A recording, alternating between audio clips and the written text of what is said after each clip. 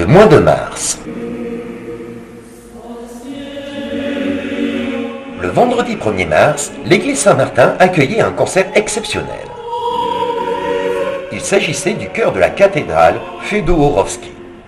Cette formation est composée de 11 choristes venant pour la plupart du village des Tsars, rebaptisé en 1937 du nom de Pouchkine en hommage au grand poète russe. En première partie, l'assemblée mélomane a pu apprécier des chants liturgiques orthodoxes. La seconde partie, plus légère, était consacrée aux chants populaires russes. Environ 200 spectateurs ont assisté à ce concert de très grande qualité. Chaque chant a été salué par de chaleureux applaudissements.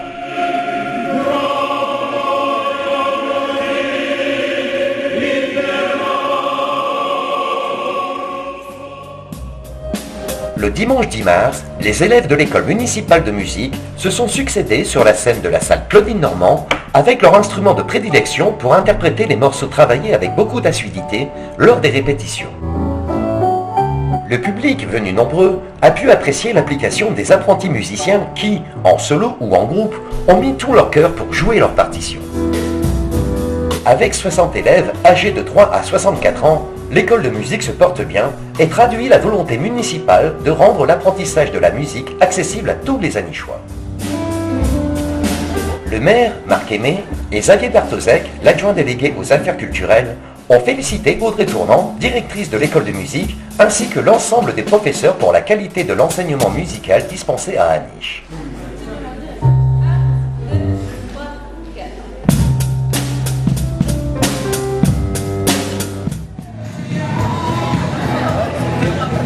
Environ 150 passionnés sont venus fouiller le carrelage de la salle Claudine Normand le samedi 16 mars lors du bal western de la Country Line Dance. Sans tchag, chapeau Stetson et veste à franges, les amateurs ont d'abord participé au workshop animé par une talentueuse chorégraphe. La fête s'est prolongée dans une ambiance amicale et conviviale. L'association Country Line Dance a été créée en 2004, compte une quarantaine d'adhérents qui partagent leur passion de la country et des danses américaines en ligne ou en couple. Le club est présidé par Guy Limpamard et les membres se retrouvent tous les samedis après-midi dans une ambiance conviviale.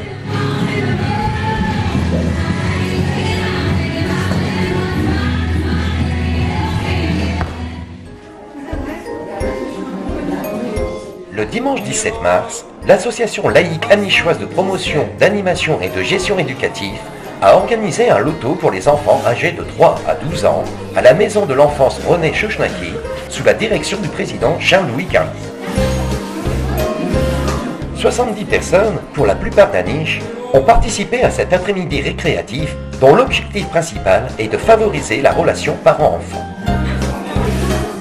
Petits et grands ont vécu un moment fort de partage et de convivialité. Chaque grille remplie a été accompagnée de hurrahs de satisfaction. Les heureux gagnants sont repartis avec des livres et des jeux de société.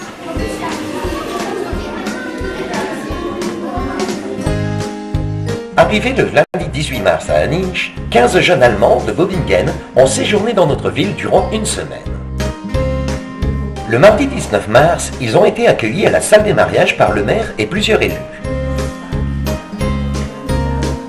Le premier magistrat de la ville a rappelé la force des échanges entre les villes d'Aniche et Bobingen qui fêteront en 2019 le 50e anniversaire du jumelage, né en 1969, de la volonté de partager, de promouvoir la paix en Europe.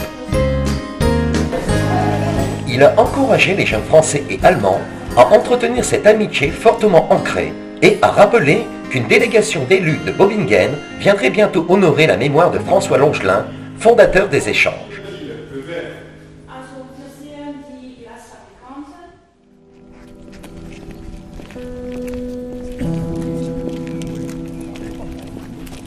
Le mardi 19 mars, à 18h30 au cimetière du Sud, un hommage a été rendu aux victimes civiles et militaires de la guerre d'Algérie et des combats du Maroc et de la Tunisie.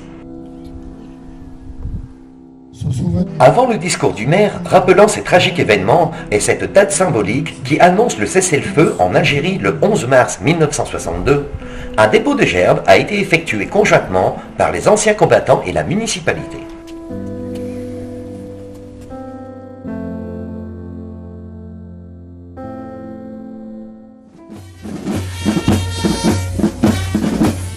foire aux manèges de printemps a été inaugurée le 23 mars sous un soleil printanier. Le cortège emmené par l'Avenir musical de Copières et les Séléniens a conduit les élus et les responsables d'associations sur le champ de foire de l'esplanade de Charles de Gaulle pour une déambulation joyeuse entre les manèges. Le maire, Marc Aimé, entouré de nombreux élus municipaux, a coupé le ruban tricolore marquant officiellement l'ouverture de la Ducasse qui s'est tenue jusqu'au dimanche 7 avril. Les visiteurs ont découvert avec satisfaction quelques nouvelles attractions qui rehaussent l'éclat de cette tradition populaire chère aux Anichois. Plusieurs opérations promotionnelles des industriels forains ont conduit au succès de la foire de printemps.